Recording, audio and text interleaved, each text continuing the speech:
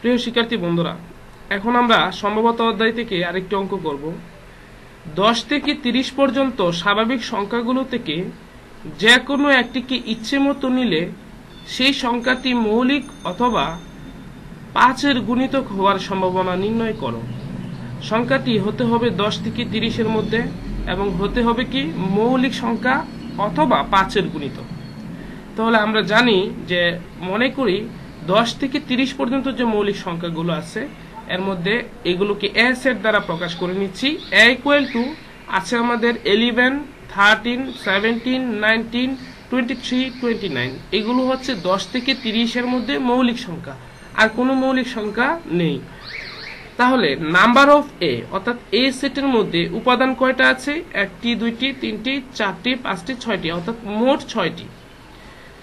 এবার আসো এদের মধ্যে অর্থাৎ 10 থেকে 30 এর মধ্যে 5-এর গুণিতক হয় এরকম সংখ্যাকে আমরা যদি বি সেট দ্বারা প্রকাশ করি, সেগুলো হচ্ছে 10, 15, 20, 25, 30। এই সংখ্যাগুলো 5 দিয়ে ভাগ করলে ভাগফল নিঃশেষে বিভাজ্য, অর্থাৎ এগুলো 5-এর গুণিতক। তাহলে সুতরাং নাম্বার অফ বি হবে ইকুয়াল টু, যেহেতু এখানে 1, 2, 3, 4, 5টি সংখ্যা পাওয়া গেছে, তাই number of B equal to হবে 5।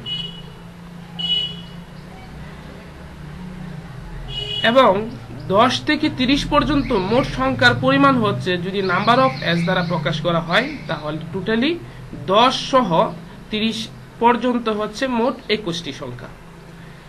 সংখ্যাটি মৌলিক অথবা 5-এর গুণিতক হওয়ার সম্ভাবনা, যেহেতু আমরা মৌলিক সংখ্যাকে এ দ্বারা প্রকাশ করছি উপরে এবং 5-এর গুণিতক বি দ্বারা প্রকাশ করছি, তাই probability of P A union B হবে আমাদের প্রশ্নের আনসার।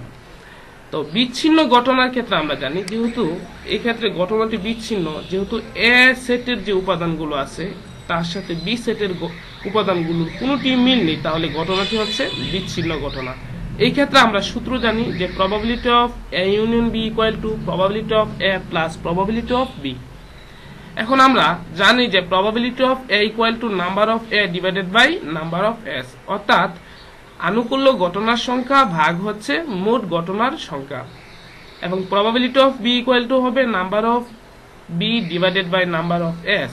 এখানে আমরা শুধুমাত্র উপর থেকে মানগুলো বসাবো। নাম্বার অফ এ হচ্ছে আমাদের 6, নাম্বার অফ বি হচ্ছে আমাদের 5, তাহলে এখানে 6 এবং 5, আর number of S equal to হচ্ছে 21, তাহলে 21, এখানেও নাম্বার অফ এস 21 বসিয়ে আমরা লসাগু করে নিলেই হবে 11/21। এটি আমাদের অঙ্কের আনসার।